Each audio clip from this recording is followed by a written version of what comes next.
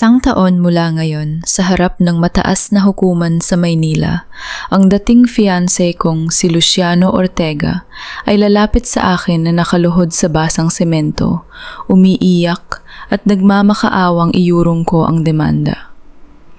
Ngunit titingnan ko lang siya ng malamig bago ako hahakbang paitaas sa mamahaling sasakyan ng pamilya Mendoza.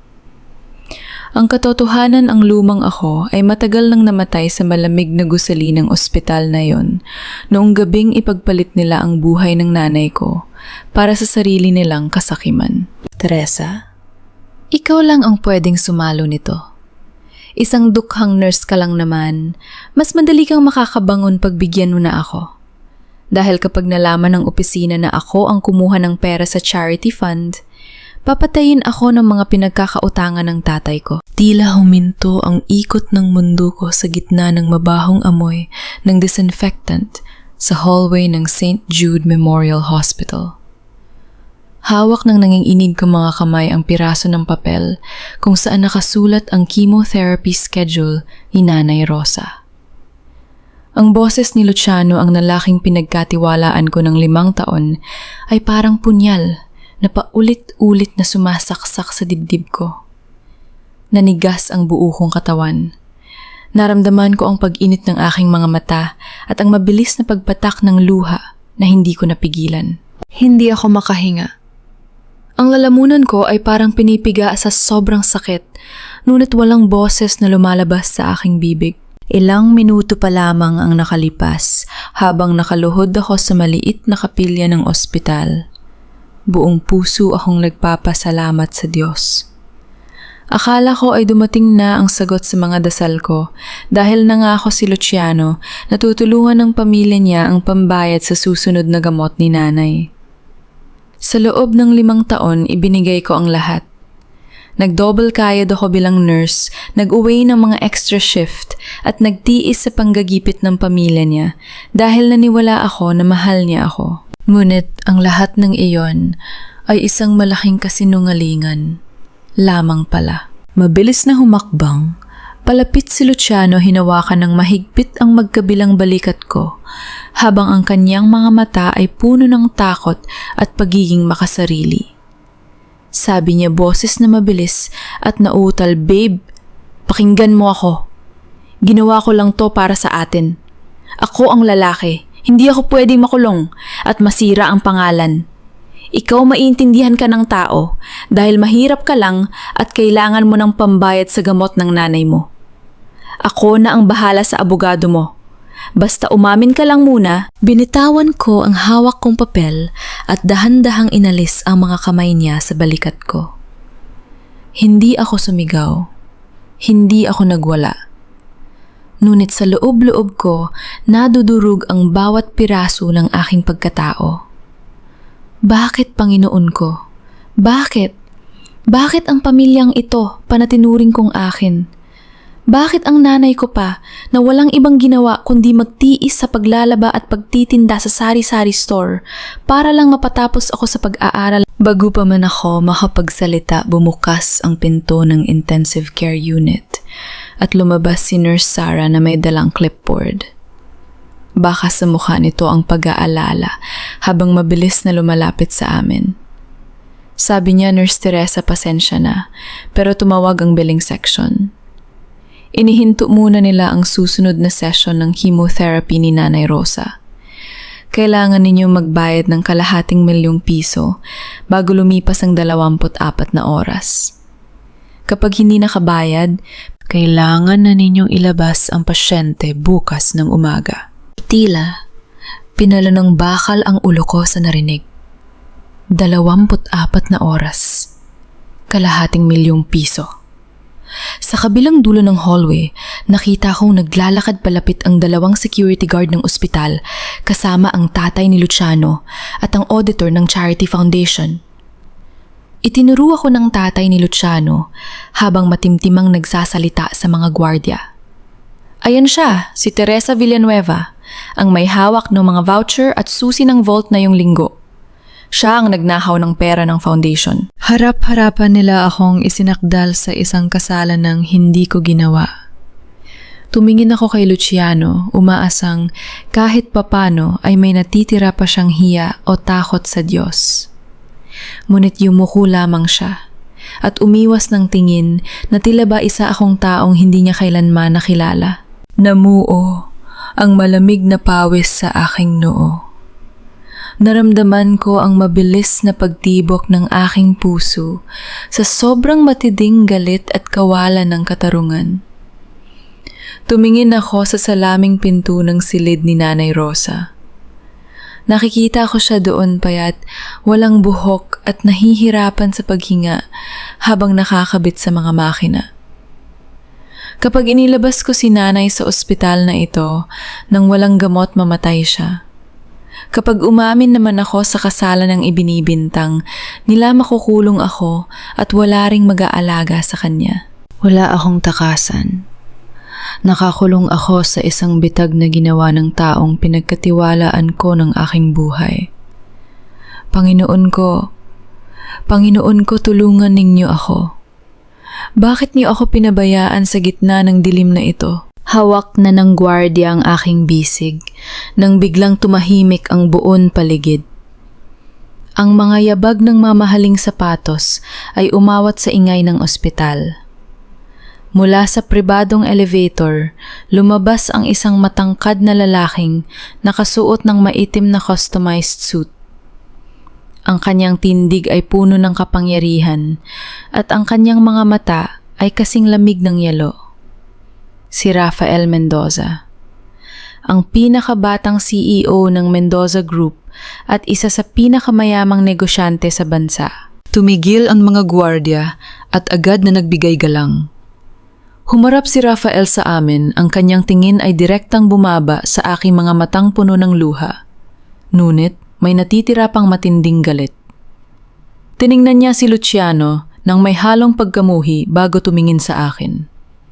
Sabi ni Rafael, boses na mababa ngunit umaalingaw, nang sa buong hallway sa wikang Ingles at Tagalog bitawan niyo siya. "She's coming with me." Lumingon si Luciano naggugulumihanan at pilit na nagtapang-tapangan. Mr. Mendoza pamilya namin ang may hawak ng kasong ito. Isang magnanakaw ang babaeng yan. "Shut up!" malamig na putol ni Rafael sa sinasabi ni Luciano na parang nakikipag-usap lamang sa isang langaw. "In my terms, no one dictates what I can or cannot do." Humarap si Rafael sa akin. Inilabas niya mula sa kanyang jaspe na coat ang isang itim na folder at isang mamahaling ballpen. Tumingin siya sa aking mga mata. Tila binabasa ang bawat sakit at galit na nakatago sa aking kaluluwa. Sabi niya boses na walang kaanting alinlangan, narinig ko ang lahat, Teresa.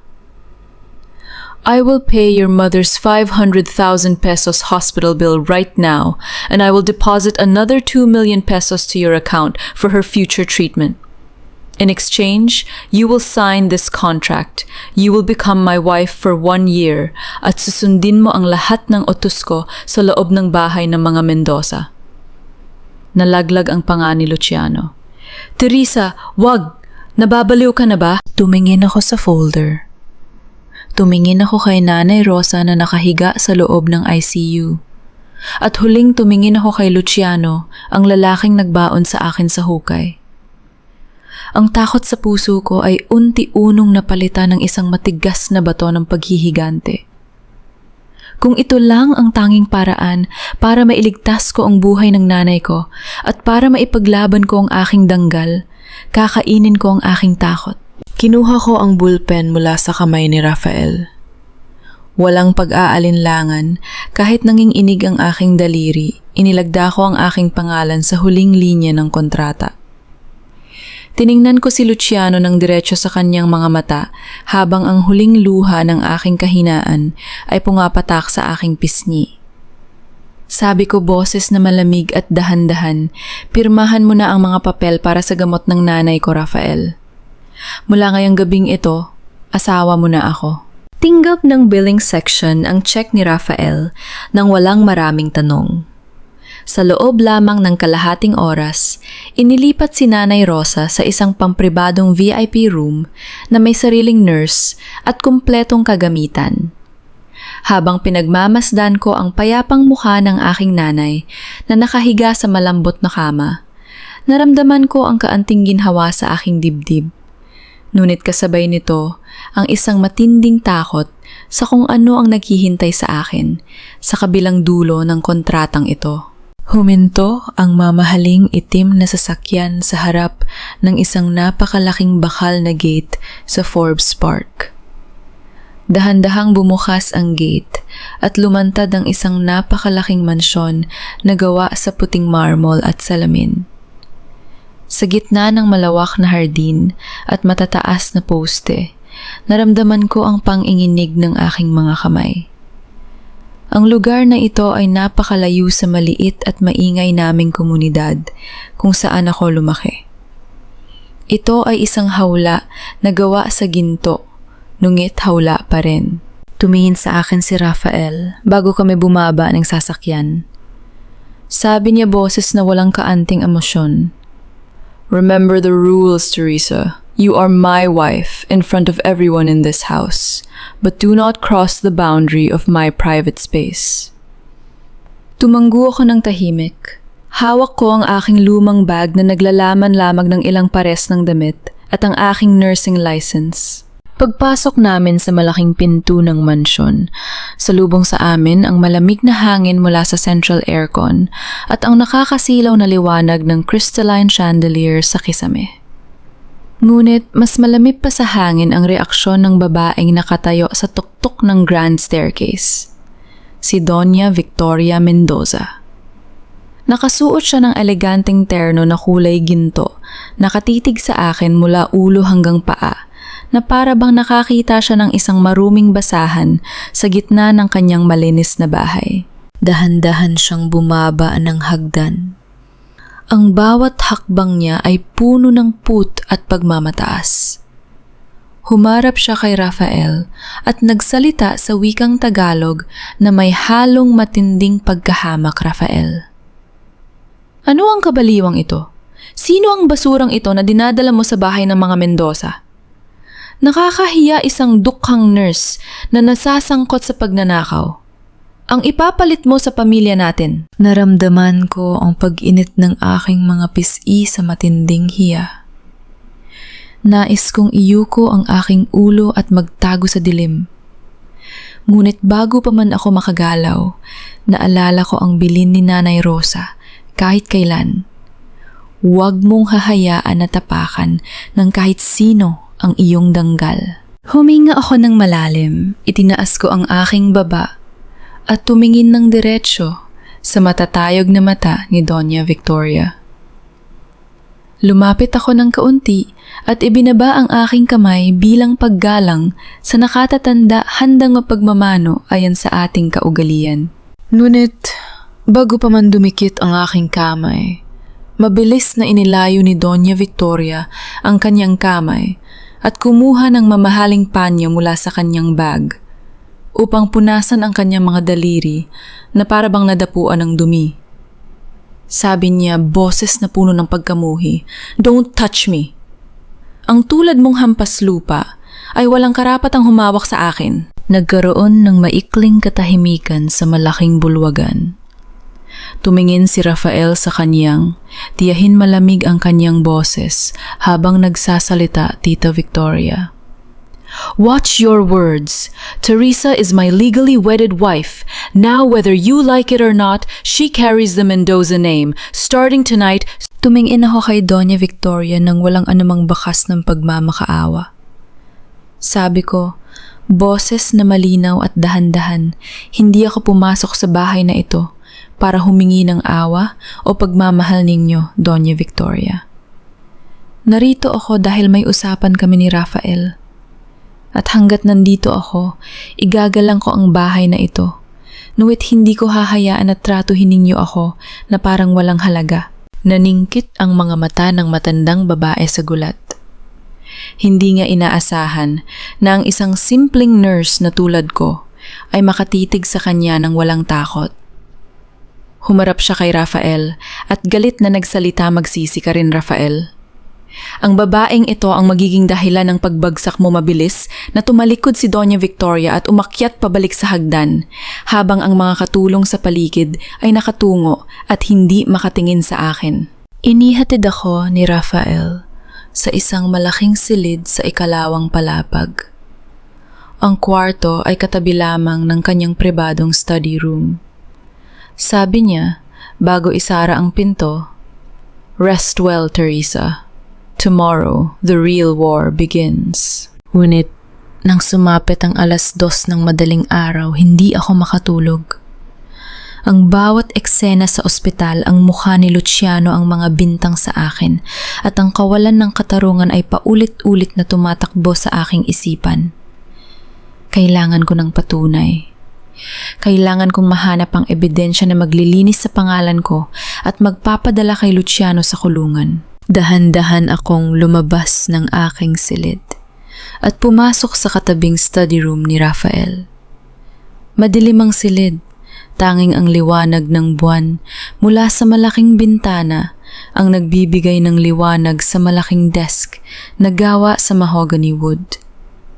Lumapit ako sa mesa.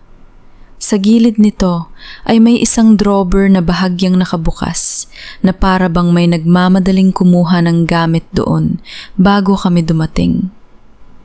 Dahan-dahan kong hinila ang drawer. Sa loob ay may isang folder na kulay dilaw.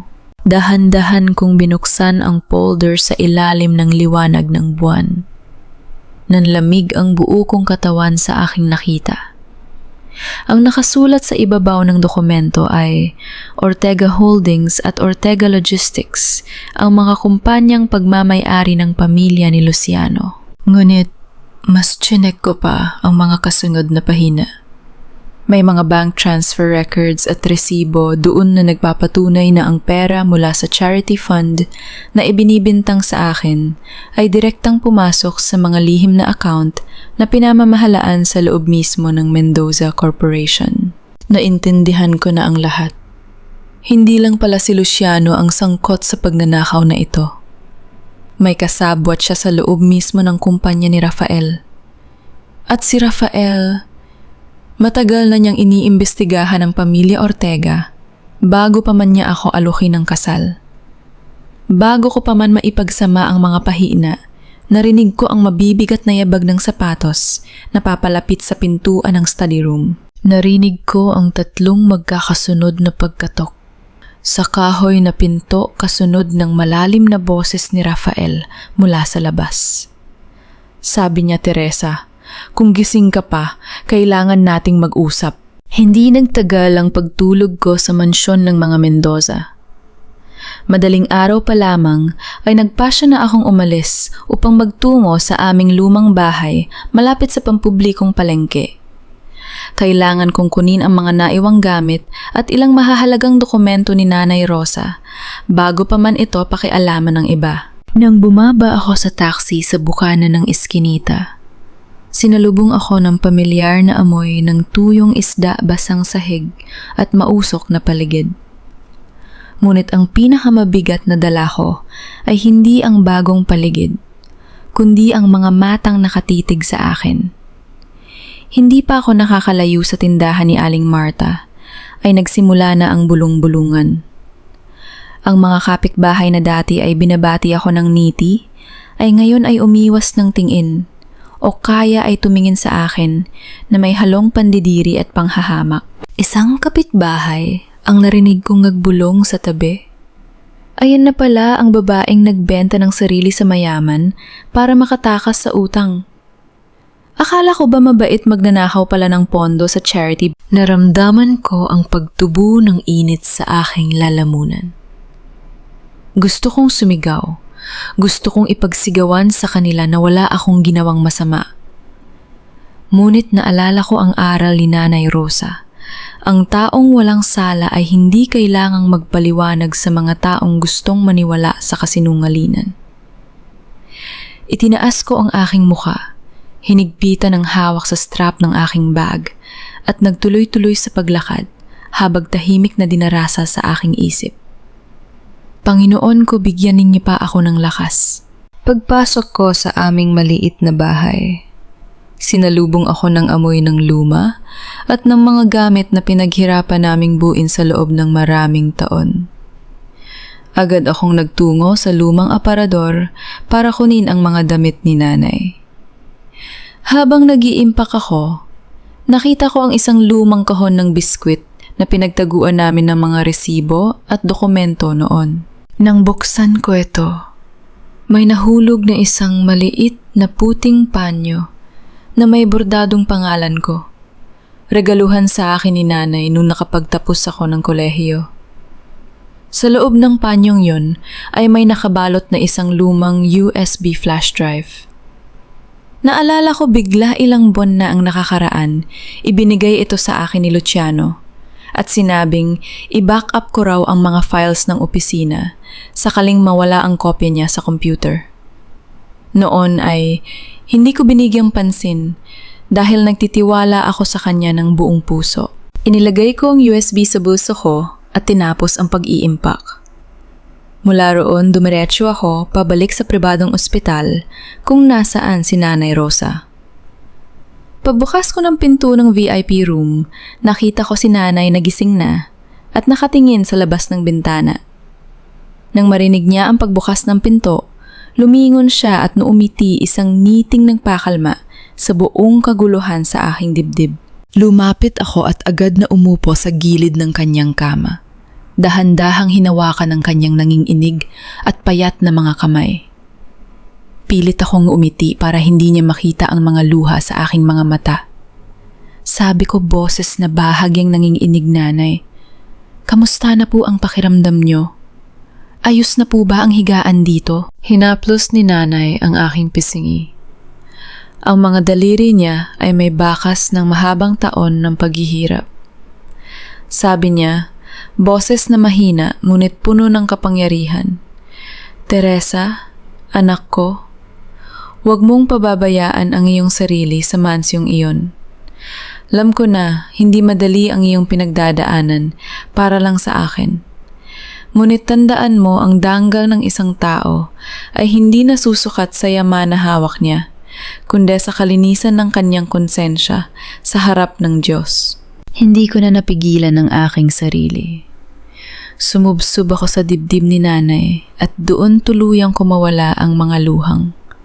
Buong araw ko ring pinigilan. Niyakap niya ako ng mahigpit at sa bawat paghaplos niya sa aking likod, naramdaman ko ang paghilom ng mga sugat na idinulot ng pagtataksil ni Luciano at ng panghahamak ni Doña Victoria. Makalipas ang ilang oras nang makatulog si Nanay, dahil sa epekto ng gamot, lumapit ako sa maliit na mesa sa sulok ng silid. Kinuha ko ang aking laptop mula sa bag at dahan-dahang isinaksak ang USB flash drive na nakuha ko mula sa lumang kahon sa bahay. Habang umiikot ang loading icon sa screen, naramdaman ko ang pagbilis ng tibok ng aking dibdib. Isang folder ang lumabas sa screen, ngunit nakalock ito at humihiin ng password. Isang simpleng digital lock lamang ito na unit. Sa ilalim nito ay may nakasulat na isang pahiwatig na petsa. Ang araw na magsimula kaming magtrabaho ni Luciano sa Charity Foundation. Dahan-dahang inilagay ko ang mga numero ng petsang iyon bilang password sa keyboard. Nang pindutin ko ang enter, bumukas ang buong door nilalaman ng USB. Ang bumuwad sa akin ay hindi lamang mga lumang files ng opisina, kundi ang kumpletong digital trail ng lahat ng transaksyon kung saan tahasang inilipat ni Luciano ang pondo ng charity patungo sa kanyang personal na offshore account, pati na ang mga pangalan ng iba pang mataas na opisyal ng Mendoza Corporation na kasabot niya. Sa gitna ng katahimikan ng silid ng ospital, naramdaman ko ang malamig na simoy ng hangin mula sa aircon, habang ang mahinang tunog ng umiikot na fan ng aking laptop ay patuloy na umaalingaw-ngaw. Kinabukasan, maaga akong nagtungo sa pangunahing gusali ng Mendoza Foundation, sakay ng itim na kotse na ipinag-utilidad sa akin ni Rafael. Bilang legal na asawa ng tagapagmana ng pamilya, may karapatan na akong pasukin ang mga opisina ng pundasyon upang tingnan ang takbo ng mga proyekto isang pribilehi. Yun na agad kong ginamit upang simulan ang aking sariling tahimik na investigasyon. Nakatayo ako sa harap ng malaking salamin ng aking opisina sa ika-2, putlimang palapag. Hawak ang flash drive na naglalaman ng mga ebidensya. Nang i-cross-reference ko ang mga datos mula rito patungo sa opisyal na database ng kumpanya, lalo kong nakita kung gaano kalalim ang sistema ng korupsyon. Ang mga proyektong para sa mga batang may sakit at sa mga bagyo ay ginamit lamang na sangkalan upang maglabas ng milyon-milyong piso patungo sa mga dummy accounts na konektado kay Luciano at sa ilang matataas na opisyal ng korporasyon. Isang marahang katok sa pinto ang tumabas sa aking malalim na pag-iisip. Bumukas ito at iniluwal si Clara, ang manager ng HR, na may dalang tasa ng mainit ng kape at isang matamis ngunit yuwad ng ngiti sa kanyang mga labi. Lumapit siya sa mesa at inilapag ang kape. Sabi niya boses na labis ang pagpapakumbaba, Ma'am Teresa. Pinadalhan po ako ng mensahe ni Sir Rafael na tulungan kayo rito sa opisina. Alam ko pong mahirap ang mga pinagdadaanan niyo ngayon dahil sa mga maling bintang ng iba. Kaya nandito po ako para umalalay sa inyo sa mga papeles at audit. Tiningnan ko si Clara ng may malamig, ngunit kalmadong tingin. Alam ko mula sa mga ulat na natanggap ko na si Clara ang isa sa mga nagpasa ng pekeng dokumento noon kay Doña Victoria para idiin ako. Ngunit sa puntong ito, mas pinili kong huwag magpadalos-dalos.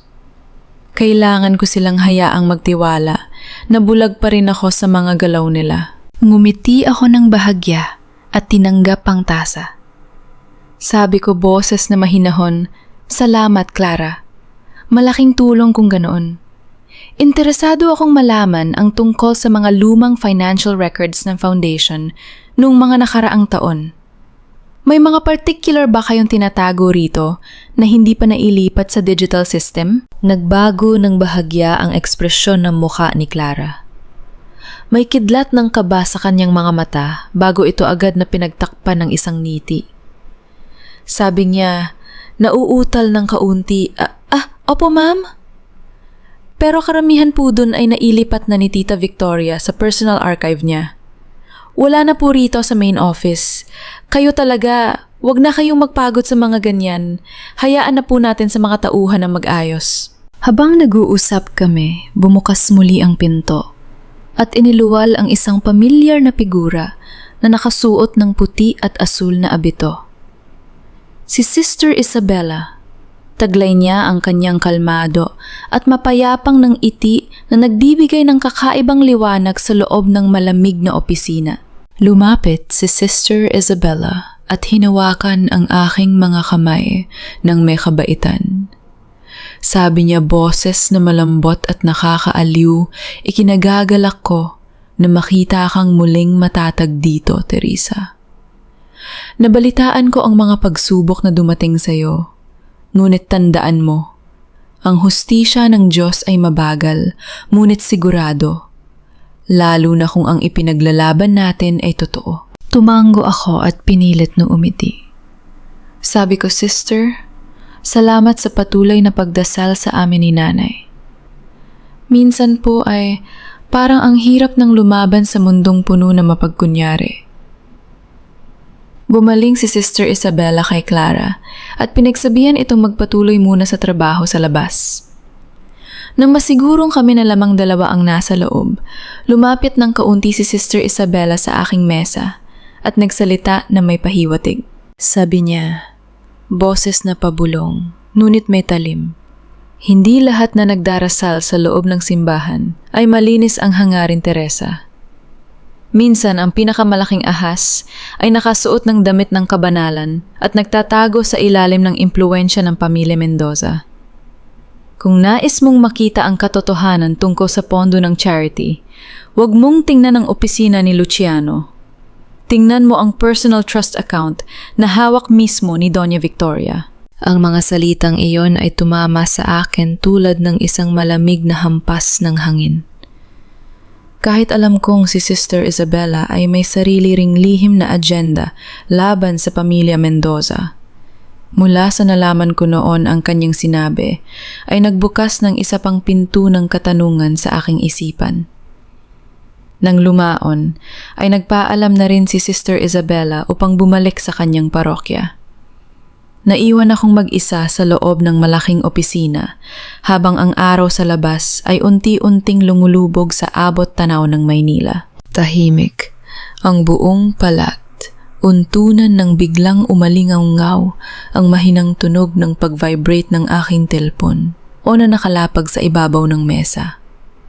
Ang screen nito ay nag-ilaw sa gitna ng dilim, hudyat ng isang bagong mensahe mula sa isang hindi kilalang numero. Dahan-dahan ko itong binuksan at binasa ang nakasulat. Mag-ingat ka sa nagdarasal na kamay. Ang ahas ay malapit lang sa'yo at naghihintay ng tamang oras para patirahin ka. Isang marangyang selebrasyon ang ginanap sa Grand Ballroom ng isang 5 bitbit na hotel sa Makati para sa taunang Mendoza Grand Fiesta. Puno ang buluwagan ng mga kilalang personalidad sa lipunan, mga politiko at mga negosyante. Suot ko ang isang eleganteng modernong Filipiniana na kulay ginto at itim na ipinasadya pa ni Rafael para sa akin. Bagamat ramdam ko ang mga matang nakatitig at ang mga bulong-bulungan ng mga taong nakapaligid, nanatili akong nakatayo sa tabi ni Rafael nang may tikas at dignidad.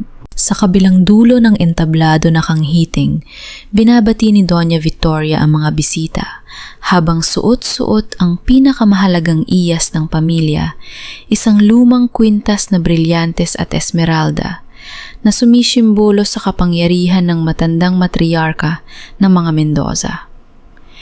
Ngunit nang sumapit ang kalagitnaan ng gabi, biglang tumigil ang musika. Pumanik si Doña Victoria sa entablado, hawak ang mikropono. Ang mukha ay nakasuot ng peking ekspresyon ng matinding pagkabahala at kalungkutan.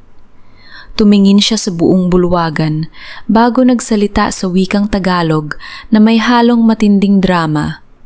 Mga minamahal kong panauhin, humihingi ako ng paumanhin sa aberya ngayong gabi. Ngunit isang napakahalagang iyas ng ating pamilya, ang pamanang kwintas ng mga Mendoza, ang nawawala sa aking pribadong dressing room.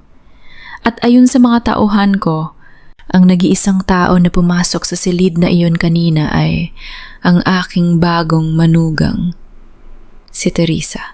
Kasabay ng kanyang mga salita, ang lahat ng mata sa malaking bulwagan ay sabay-sabay na lumipat sa akin. Ang mga bulong-bulungan ay mabilis na lumakas tulad ng isang alon. Ang mga mamamahayag at cameraman ay agad na nagtutok ng kanilang mga lente at nagunahang kumuha ng litra. Tuko ang mga flash ng camera ay sunod-sunod na kumislap sa aking mukha. Naramdaman ko ang pag-init ng buong paligid. Ngunit bago pa man ako makapagsalita, lumapit si Clara mula sa likod. Dala ang isang mukhang nag-aalalang ekspresyon. Sabi niya sa malakas at rinig ng lahat, "Ma'am Teresa, huwag po kayong magalit ha. Para na rin po ito sa kalinisan ng pangalan niyo. Payagan na po nating tingnan ng security ang inyong bag para mapatunayan sa lahat na wala kayong kasalanan." Iyon ang bitag. Sinadya nilang ilagay ang kwintas sa loob ng dressing room upang ipahiya ako sa harap ng buong elite society ng Maynila at pilitin si Rafael na i-divorce ako dahil sa kahihiyan. 2 malalaking security guard ang humakbang palapit sa akin, may dalang otoridad mula kay Doña Victoria. Ngunit bago pa man nila mahawakan ang strap ng aking bag, isang matigas na yabag ang pumagitna sa amin. Tumayo si Rafael. Ang kanyang mukha ay kasing lamig ng yebo at ang kanyang mga mata ay naglalabas ng matinding galit na nagpatigil sa lahat ng tao sa silid. Hinarap niya ang mga gwardiya, pagkatapos ay itinuon ang kanyang tingin sa kanyang tiyahin na nakatayo sa entablado. Sabi ni Rafael, boses na mababa kalmado, ngunit may taglay na otoridad na nagpatahimik sa buong bulwagan. In my terms, no one, absolutely no one touches my wife. Kung may magnanakaw man dito, hindi ang asawa ko ang tinutukoy ninyo. Namutla ng bahagya si Doña Victoria sa entablado. Rafael, binibigyan kanya ng masamang impluwen. Siya ibinababa niya ang pangalan ng ating pamilya. Tingnan mo ang ginawa niya. Hindi natapos ang sinabi ni Doña Victoria nang iwagayway ni Rafael ang kanyang telepo. O isang malaking screen sa likod ng entablado, ang kusang nag-on at nagpakita ng CCTV footage mula sa pribadong pasilyo ng dressing room noong gabing yon. Sa video, malinaw na makikita ang isang tauhan ni Clara na pumasok sa silid. Dala ang isang maliit na kahon bago pa man ako dumating doon. At lumabas na wala na ito. Ang buong estratehiya ng kanilang pagpapahiya ay hayagang nabunyag sa harap ng daan-daang bisita. Bumagsak ang katahimikan sa buong bulwagan. Ang mga taong kanina ay bumabati ko sa akin ay napilitang yumuko o umiwas ng tingin. Hinawakan ni Rafael ang aking kamay ng mahigpit at buong gandang inakay. Ako paalis sa gitna ng entablado, patungo sa labas ng bulwagan. Ang mga flash ng camera ay patuloy na kumikislap sa aming pag-alis. Ngunit, sa pagkakataong ito, hindi na ito larawan ng aking kahihiyan, kundi larawan ng aming pagkakaisa laban sa kanilang kasamaan. Ngunit habang naglalakad kami palayo sa mga matang nakatingin sa isang madilim na sulok ng pasilyo malapit sa fire exit, mabilis na nagtipa sa kanyang telepono si Clara. Lihim niyang ipinadala ang isang kumpidensyal na kopya ng mga dokumento ng kumpanya, patungo sa numero ni Luciano na may kasamang mensahe na nagsasabing hindi pa tapos ang laban. Ang sunod-sunod na kislap ng mga ilaw ng kamera mula sa loob ng bulwagan ay patuloy na tumatama sa mga salamin ng pasilyo, habang tahimik kong pinagmasdan ang bawat galit na reaksyon ng mga taong akala ay mapapabagsak na nila ako ng gabing yon. Ang ulan sa Maynila ay bumubuhos ng malakas, lumilikha ng mga rumaragasang agos sa gilid ng mga kalsada, habang ang aking sasakyan ay tahimik na bumaybay patungo sa lumang bahagi ng binundo.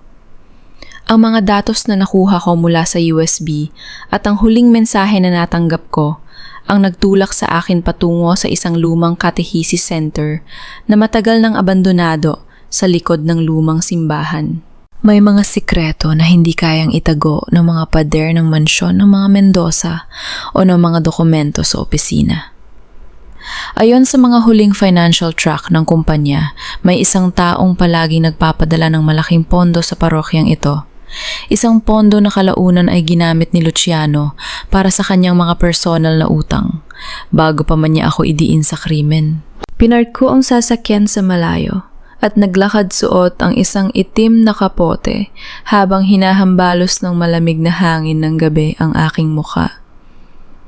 Ang lumang gusali ay madilim tanging ang kidlat sa kalangitan, ang nagbibigay ng panandaliang liwanag sa nabubulok nitong dingding na gawa sa kahoy. Dahan-dahan kong itinulak ang kinakalawang na pinto.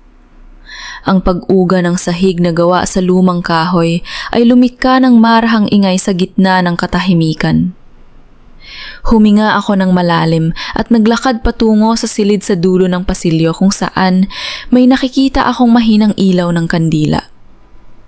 Nang marating ko ang silid, narinig ko ang boses ng isang lalaki na pamilyar sa akin, si Luciano.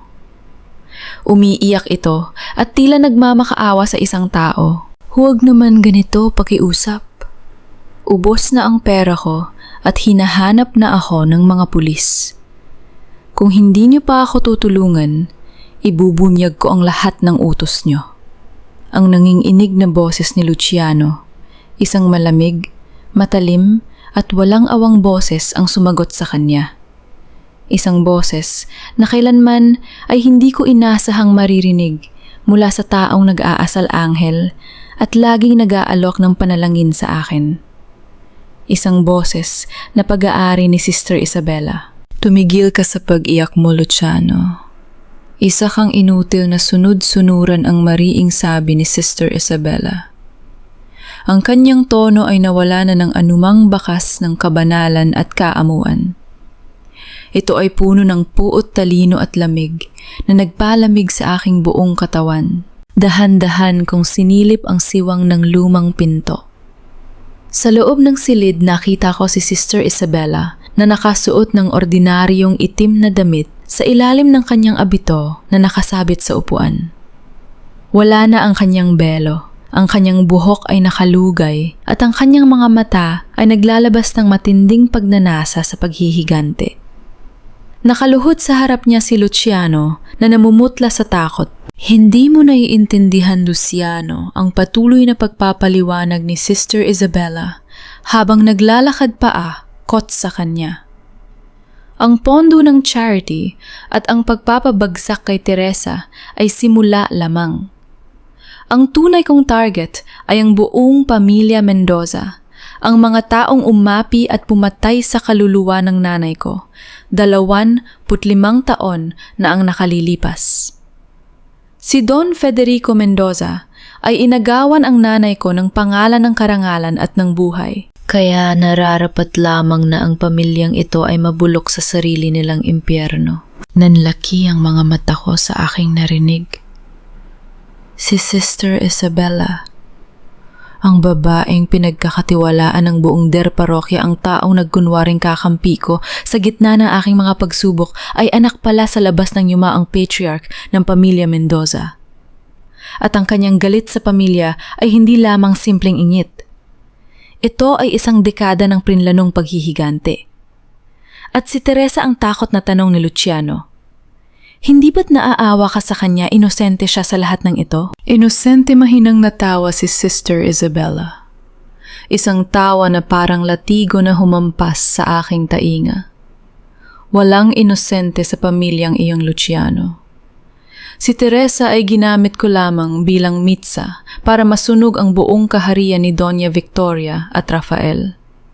Ang pagpaparatang sa kanya sa pagnanakaw ang nagbukas ng pinto para pasukin ko ang loob ng mansyon nila nang walang kahirap-hirap. Sa sobrang gulat at sakit ng aking naranasan, hindi ko sinasadyang naapakan ng isang tuyong sanga sa sahig sa labas ng pinto. Isang marahang tunog ng pagkabali ang umalingaw-ngaw sa tahimik na pasilyo. Natigilan ang dalawa sa loob. Agad na lumingon si Sister Isabella patungo sa pinto. Bumukas ng buong lakas ang pinto at nagtama ang aming mga mata. Wala na ang mukha ng isang mabait na madre. Ang nakatitig sa akin ay ang mukha ng isang taong handang pumatay para sa kanyang layunin. Huminga ako ng malalim. Pilit pinatatag ang aking boses kahit nanginginig ang aking buong kalamnan. Sabi ko, boses na punong-puno ng galit, Ikaw ang nagplano ng lahat ng ito mula pa simula. Isang malamig na ngiti ang sumlip sa mga labi ni Sister Isabella. Dahan-dahan siyang naglakad papalapit sa akin habang isinasara ang pinto ng silid upang wala akong takasan. Sabi niya, boses na tila umaalipusta sa aking pagkatao. Ngayon, alam mo na ang katotohanan, Teresa. At sa tingin mo ba, hahayaan kitang umalis dito ng buhay para sirain ang pinaghirapan ko sa loob ng maraming taon? Iniisip mong ikaw ang kumukontrol sa lahat, Teresa. Pero ang totoo, isa ka lang piyesa sa larong matagal nang inihanda para sa'yo. Bago pa man makahakbang si Sister Isabella palapit sa akin para tuluyang kitilin ang anumang panganib na dala ko sa kanyang mga plano. Isang nakakasilaw na liwanag ang biglang pumasok sa mga siwang ng lumang dingding. Ang malalakas na ilaw ng ilang mamahaling sasakyan ay tumama sa madilim na silid kasabay ng tunog ng mabilis na paghinto ng mga makina sa labas ng abandonadong gusali. Isang pamilyar na boses ang umalingaw-ngaw sa buong pasilyo. Isang boses na puno ng nag-aapoy, nagalit at awtoridad na nagpayanig sa lumang kahoy ng gusali. Ilabas mo ang asawa ko o ipapasira ko ang buong lugar na ito. Ngayon din ang sigaw ni Rafael mula sa labas. Nanlamig ang mukha ni Sister Isabela. Hindi niya inaasahan na masusundan kami ni Rafael sa gitna ng malakas na ulan at kadiliman. Bago pa man makapasok ang mga guard at mabilis siyang umurong sa likod ng lumang kurtina patungo sa isang sekretong pinto sa likod ng silid, iniwan si Luciano na nanginginig sa takot sa sahig. Bumukas ng may lakas ang pinto nang sipain ito ng mga tauhan ni Rafael.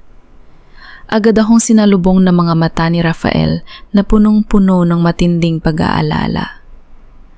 Nang makita niyang ligtas ako, mabilis niya akong hinila palapit sa kanyang dibdib. Ibinigay ang kanyang init laban sa pang-ininig ng aking katawan sa lamig at takot. Ligtas ka na, Teresa. Nandito na ako ang bulong ni Rafael habang mahigpit akong niyakap. Pagbalik namin sa ligtas at mainit na silid ng mansyon ng mga Mendoza, naupo ako sa gilid ng sofa habang si Rafael mismo ang naglinis at naglagay ng gamot sa maliit na galat sa aking braso. Tahimik ang buong paligid, tangi ang malakas na buhos ng ulan sa labas ng binta na ang maririnig. Hindi na ako nag-atubili pa. Habang nakatitig sa mga mata ni Rafael, ikinuwento ko ang lahat ng aking narinig at natuklasan sa abandonadong simbahan, ang tunay na pagkatao ni Sister Isabela bilang anak sa labas ng yumaong Don Federico, ang kanyang matinding galit sa pamilya Mendoza, at kung paano niya ginamit si Luciano bilang sunod-sunuran para sirain kami mula sa loob. Habang nakikinig si Rafael, ang panga niya ay tumigas at ang kanyang mga kamao ay ikinuyom ng mahigpit. Walang bakas ng pagdududa sa kanyang muka. Sa halip ang nandoon ay isang malalim na pag-unawa at bigat ng damdamin. Matagal siyang natahimik bago tumingin sa akin. Sabi niya, boses na mababa at puno ng pag-aamin.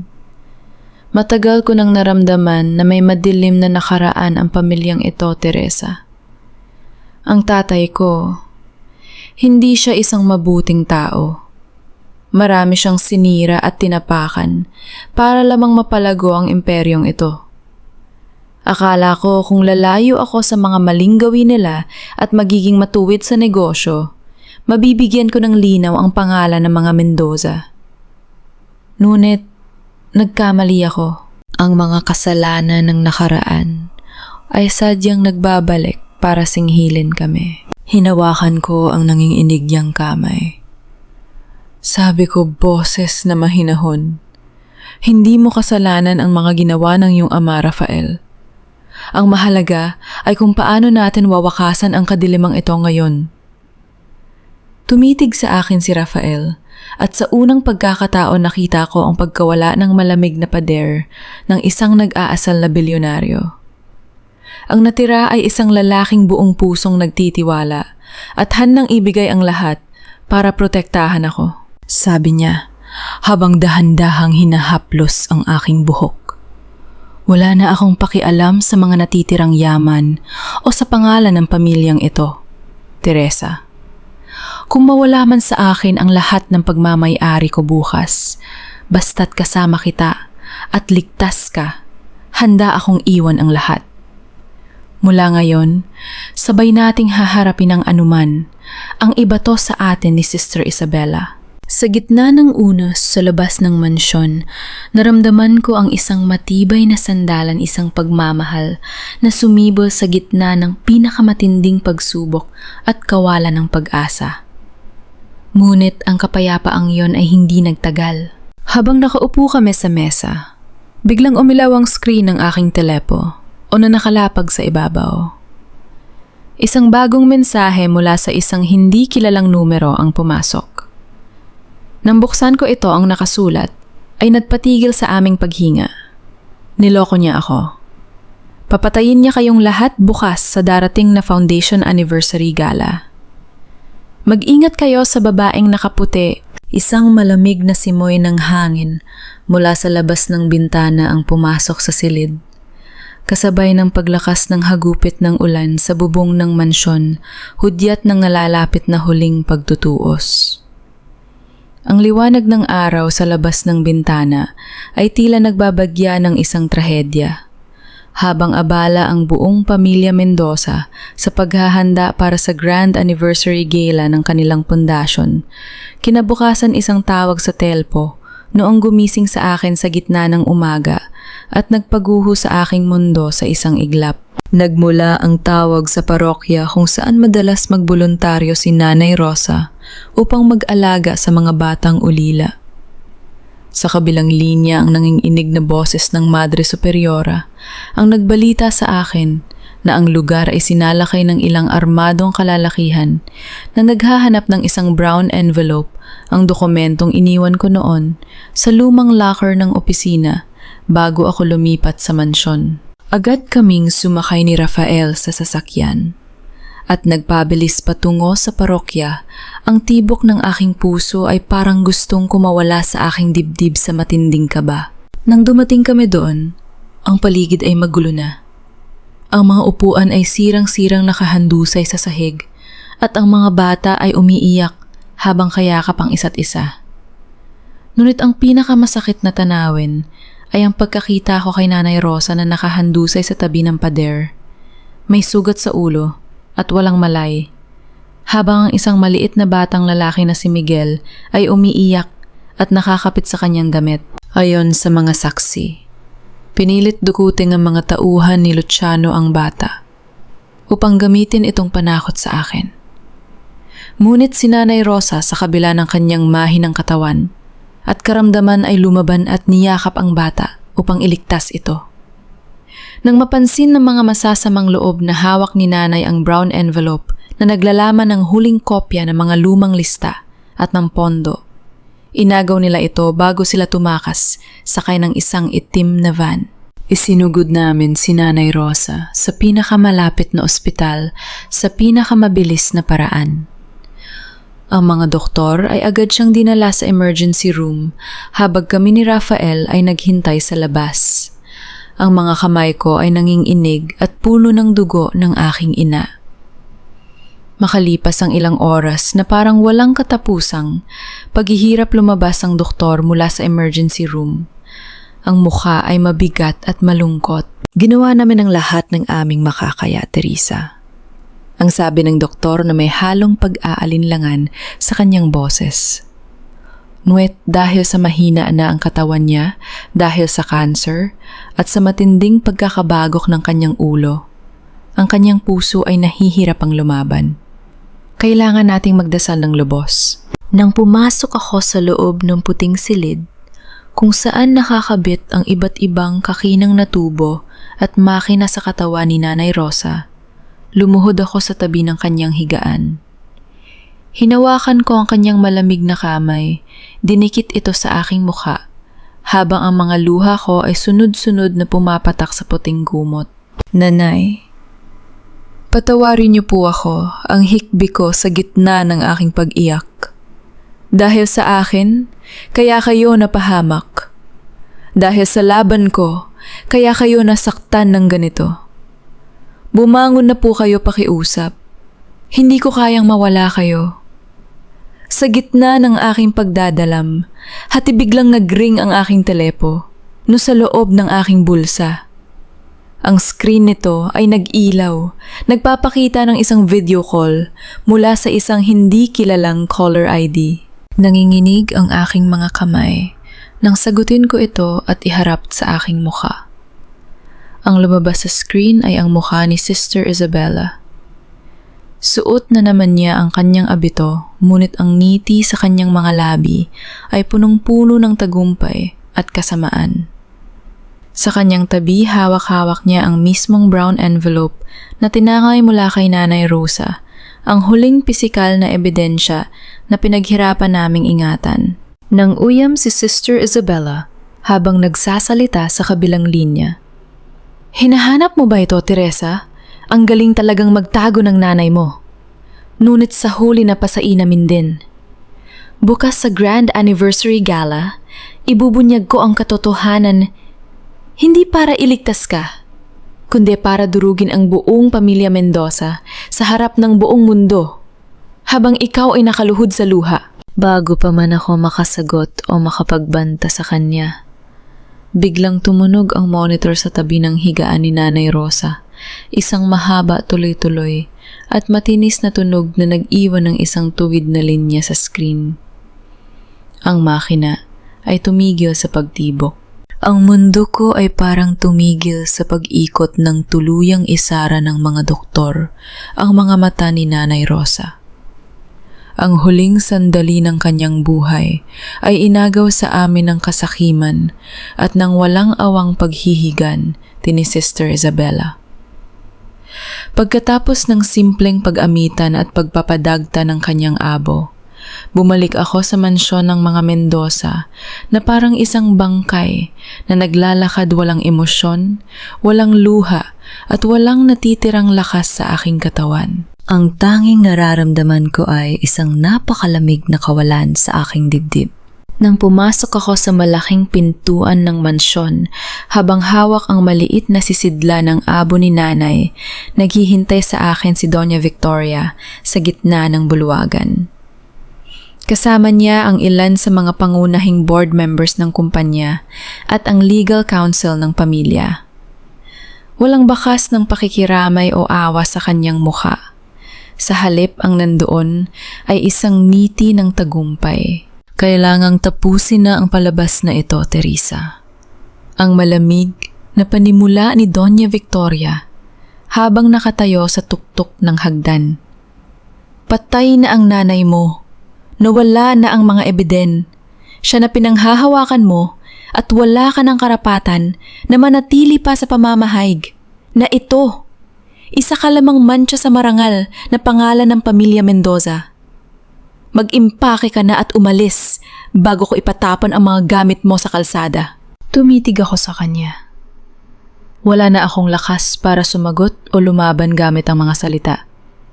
Ang sakit ng pagkawala ni Nanay ay labis na nagpabigat sa aking buong pagkatao. Yumuko ako hawak ang sisidla ng abo handang tumalikod at lisanin ang lugar na ito na puno ng put.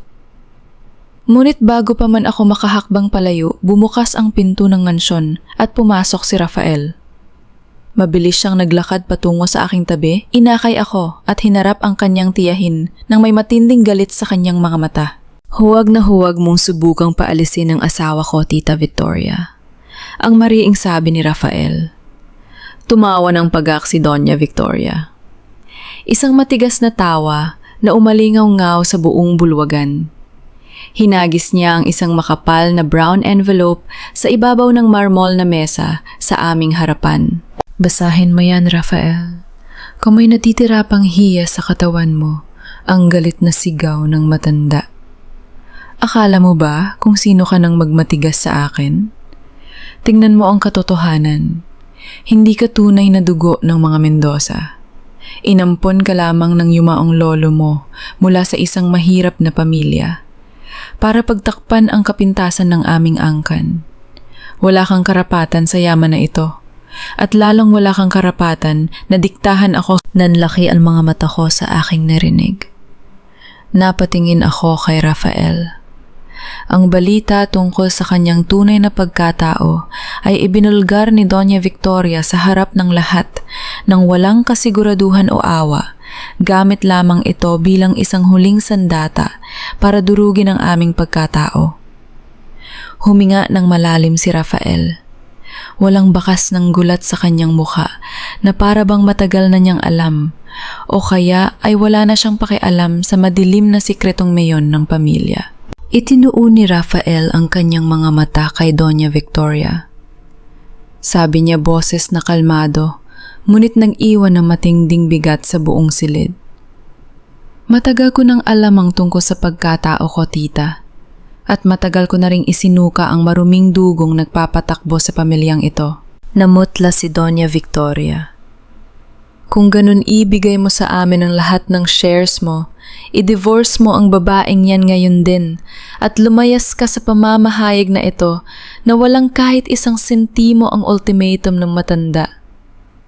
Pumili ka ang iyong yaman at pangalan o ang basurang ito tumahimik ang buong bulwagan. Ang mga board members ay naghihintay sa magiging desisyon ni Rafael. Lahat ng pag-aari ang kapangyarihan ng kumpanya at ang buong imperyo ng mga Mendoza ay nakasalalay sa isang sagot. Tiningnan ako ni Rafael. Nakita ko ang pagmamahal, ang katatagan at ang kapayapaan sa kanyang mga mata.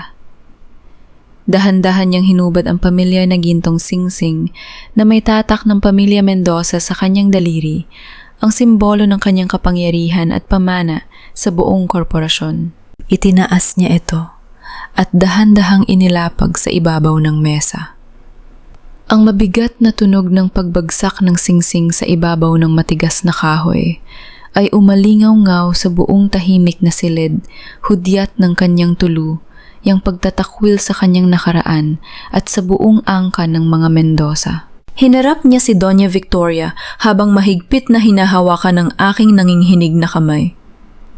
Sabi ni Rafael, boses na puno ng kapasyahan, "Hindi ko kailangan ng yaman o ang pangalan ng mga Mendoza para mabuhay, tita. Ang pinakamahalagang yamanan ko ay nasa tabi ko ngayon. Tapos na ang laro ninyo." Magkahawak kamay kaming lumabas ni Rafael sa malaking bakal na gate ng mansyon ng mga Mendoza. Walang dalang mamahaling sasakyan, walang mga tauhan at walang ni isang sentimo mula sa milyon-milyong pamana ng pamilya. Ang tanging dala namin ay ang maliit na sisidlan ng abo ni Nanay Rosa at ang 2 simpleng bag na naglalaman ng aming mga damit. Sa kauna-unahang pagkakataon sa buhay ko, naramdaman ko ang tunay na kahulugan ng kalayaan.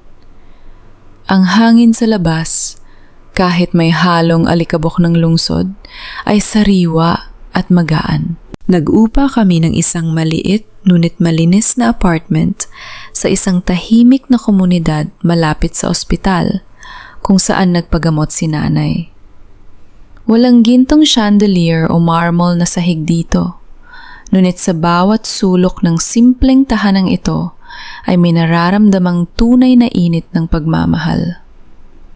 Si Rafael, ang dating bilyonaryo at CEO na sanay sa mamahaling pagkain, ay masayang tumulong sa akin na mag-ayos ng maliit na kusina at nagluto ng simpleng pritong isda at kanin para sa aming hapunan. Habang magkausap kaming nakaupo sa maliit na mesa, pagkatapos kumain, binuksan namin ng aming laptop upang silipin ang mga live broadcast at security feeds na konektado pa rin sa sistema ng Mendoza Foundation. Bukas na ang araw ng kanilang Grand Anniversary Gala, ang araw na itinakda ni Sister Isabella para sa kanyang huling pag-atake.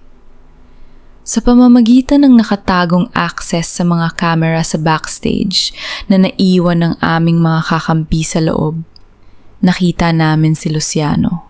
Nasa loob siya ng isang pribadong dressing room, pawisan ng nginginig at pabalik-balik sa paglakad.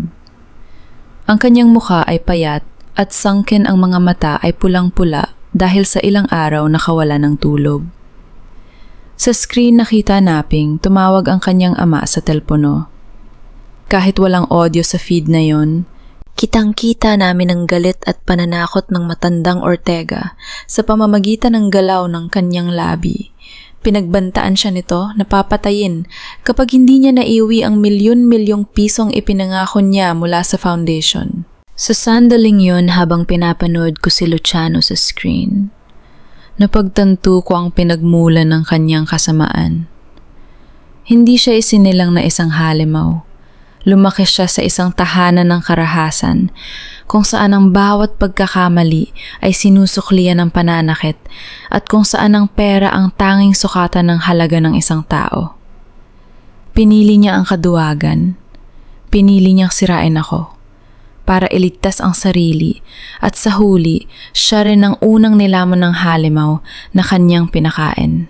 Ngunit ang pagkaawa ko sa kanya ay napalitan ng malamig na katotohanan ang kanyang pinagdaanan ay hindi kailanman magiging dahilan para sirain ang buhay ng iba.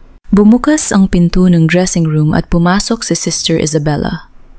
Suot ang kanyang damit panloob na puti at asul na abito, lumapit siya kay Luciano na ngayon ay nakaluhod na at nagmamakaawang itigil na ang buong plano. Ngunit hinawakan lamang ni Sister Isabella ang mukha nito nang may malamig na ngiti, ibinulong ang mga salitang nagpatahimik kay Luciano sa matinding takot at iniwan siyang nakalugmok sa sahig. Isinara ko ang laptop, hinarap ko si Rafael na tahimik na nakatingin sa akin. "Handa ka na ba?" ang tanong ko sa kanya. Ang boses ko ay kalmado, ngunit may dalang hindi natitinag na determinasyon. Tumango si Rafael. Hinawakan ng mahigpit ang aking mga kamay at numiti ng buong tapang.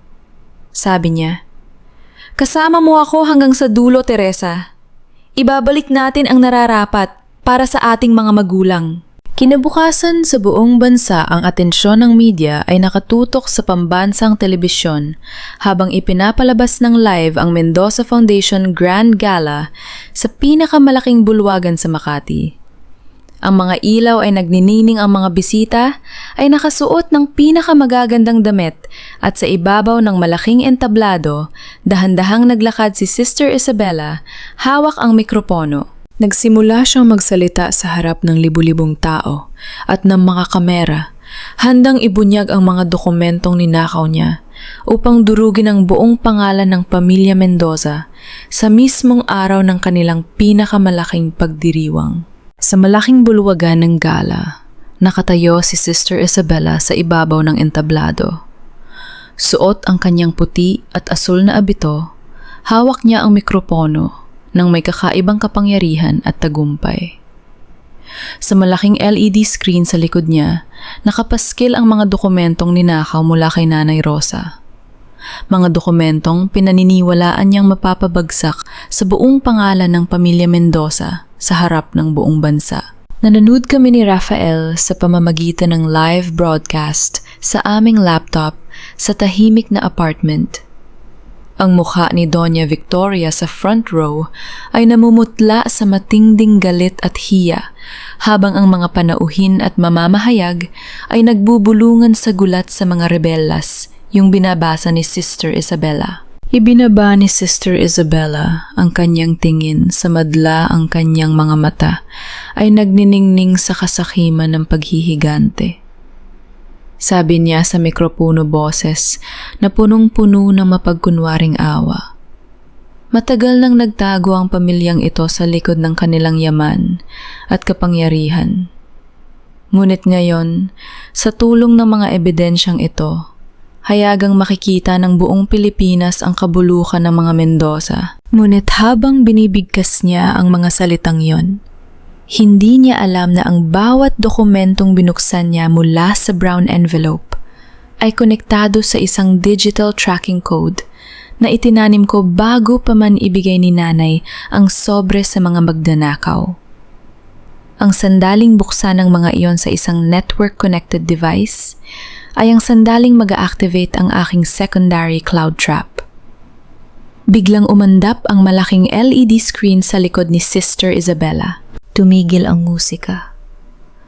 Ang mga mukha ng mga tao sa bulwagan ay napalingon sa screen nang mawala ang mga dokumento ni Isabella at mapalitan ito ng isang itim na background na may letrang puti, System O, The True Audit. Natahimik si Sister Isabella. Lumingon siya sa likod at bago pa man siya makapagsalita, kusang nag-play ang isang high-definition video at audio recording sa buong sistema ng sound system ng bulwagan. Ang boses na umalingaw sa buong silid ay hindi na ang boses ng isang inosenteng madre, kundi ang mismong boses ni Sister Isabella nung nasa abandonadong simbahan kami. Inosente. Walang inosente sa pamilyang yon. Si Teresa ay ginamit ko lamang bilang mitya. para masunog ang buong kaharian ni Doña Victoria at Rafael. Sunod-sunod na lumabas sa screen ang mga bank transfers, ang mga litrato ng mga dummy accounts, at ang kumpletong transaksyon ng paglilipat ng pondo na direktang nag-uugnay kay Sister Isabella at sa mga sindikato ng bawal na gamot at korporasyon. Namutla si Sister Isabella. Nawala ang lahat ng kulay sa kanyang mukha. Nanginginig niyang binitawan ang mga papel sa kanyang kamay nang marealisang nahulog siya sa sarili niyang bitag. Hindi pa natatapos doon. Bumukas ang mga pangunahing pinto ng Grand Ballroom at sunod-sunod na pumasok ang mga tauhan ng National Bureau of Investigation, NBI, suot ang kanilang mga opisyal na uniforme. Bit-bit nila ang warrant of arrest para sa kasong plunder extortion at conspiracy laban kay Sister Isabella at sa mga kasabwat nito. Sumigaw si Sister Isabella sa mikropono. Sa tindi ng galit, nawala ang kanyang wad na kabanalan habang hinaharang siya ng mga ahente. Hindi niyo ako pwedeng hulihin ako, ang batas dito. Ako ang magpapatumba sa mga Mendoza. Ngunit, huli na ang lahat. Inilapat ng mga ahente ng NBI ang posa sa kanyang mga pulso at marahas siyang inilayo sa entablado habang ang mga flash ng kamera ay sunod-sunod na kumikislap sa kanyang pagkabigo. Sa aming tahimik na apartment, pinanood ko ang pagbagsak ng taong nagpahirap sa amin. Ang mga pulang ilaw ng mga sasakyan ng otoridad sa labas ng Grand Ballroom ay sumasalamin sa screen ng aming laptop. Pinipintahan ang madilim na dingding ng kulay ng katarungan. Ang pag-aresto kay Sister Isabella ay naging mitya ng sunod-sunod na pagbagsak ng buong sindikato na nagpahirap sa aming buhay. Mula sa aming maliit na apartment, sinubaybayan namin ni Rafael sa balita ang mga sumunod na kaganapan na nagdala ng ganap na katarungan. Si Luciano nang mapanood sa telebisyon ang pagdakip sa kanyang pangunahing kasabwat ay nawala na ng katinuan sa matinding takot. Tumakas siya patungo sa isang pantalan sa Maynila. Bit-bit ang natitirang pera sa kanyang bag. Nagbabaka sakaling makalabas ng bansa, lula ng isang cargo ship. Ngunit habang nagmamadali siyang naglalakad sa madilim na piers, hinarangan siya ng mga ahente ng NBI. Sa sandaling maabutan siya ng mga autoridad, bumagsak si Luciano sa semento at umiyak ng parang bata. Walang naibigay ang kanyang amang. Bago pa man dumating ang mga pulis, ay tumakas na rin at blinok ang kanyang numero. Sa harap ng mga pulis, humagulgol si Luciano at inamin ng lahat kung paano niya ako ginamit, kung paano siya nagpadala sa takot at kasakiman, at kung paano niya sinira ang sarili niyang kinabukasan. Ang dating mayabang at mapagmataas na lalaki ay naging isang kaawa-awang duwag na nakatalina ngayon sa rehas na bakal. Samantala sa loob ng malaki at marangyang mansyon ng mga Mendoza, ang imperyo ni Doña Victoria ay tuluyan ng gumuho. Ang lahat ng kanyang bank accounts at personal trusts ay nagyelo dahil sa utos ng korte bunsod ng mga ebidensya ng money laundering at tax evasion na isinumate namin. Isa-isa siyang iniwan ng mga kaibigan sa mataas na lipunan. Ang mga taong dati ay yumuyuko sa kanya ay ngayon ay umiwas at nagbulong-bulungan sa kanyang pagkawasak. Ang kinatatakutan niyang hiya ang pampublikong kahihiyan ang tuluyang pumatay sa kanyang kayabangan. Naupo siya ng mag-isa sa malaking sala ng kanyang lumang mansyon. Walang katulong, walang kapangyarihan, kundi ang sarili niyang pagsisisi sa gitna ng kadiliman. Makalipas ang ilang araw, nagtungo kami ni Rafael sa buluwagan ng korte sa Maynila para sa formal na pagtatapos ng mga kaso. Paglabas namin sa malaking pintuan ng korte, sinalubong kami ng sikat ng araw at ng mga mamamahayag na nag-aabang. Ngunit sa pagkakataong ito, walang panghuhusga sa kanilang mga mata. Ang ibinigay nila sa amin ay daan para sa isang malinis na simula. Inalis ko ang mabigat na pasanin na ilang buwan ding dumurog sa aking dibdib. Humarap ako kay Rafael at sa unang pagkakataon matapos ang napakatagal na panahon na umiti ako ng buong puso. Inilagay niya ang kanyang kamay sa aking baya, ang iginuhit ang isang pangako na walang sinumanang makakasira mula. Habang naglalakad kami palayo sa gusali ng korte, sa gitna ng tahimik na hangin ng hapon, narinig ko ang marahang pagtunog ng kampana ng lumang simbahan sa malayo, isang tunog na nagbabadya ng kapayapaan ng pagtatapos ng isang mahabang bangungot at ng simula ng isang buhay na nakatayo sa katotohanan. Makalipas ang ilang buwan sa isang maliit ngunit maliwanag na gusali malapit sa pampublikong ospital, isang bagong karatula ang nakasabit sa ibabaw ng pinto, Villanueva Mendoza Foundation. Hindi ito isang malaking korporasyon na pinapatakbo ng kasakiman o ng mga pekeng dokumento. Ito ay isang tahanan ng pag-asa, isang pundasyon na itinatag namin ni Rafael gamit ang aming sariling mga kamay, ang natitirang malinis na ipon mula sa kanyang mga naunang negosyo at ang pagnanais na tumulong sa mga taong tulad ni Nanay Rosa na walang boses sa lipunan. Layunin nitong magbigay ng libreng gamot para sa mga pasyenteng may cancer at mag-abot ng tulong sa mga batang ulila. Isang umaga, abala kami sa pag-aayos ng mga kahon ng medical supplies para sa aming mga unang benepisyaryo. Si Rafael, ang lalaking dati, ay nakasuot lamang ng mamahaling suit at pinag-aagawan sa boardroom ay nakasuot na yun ng simpleng puting polo.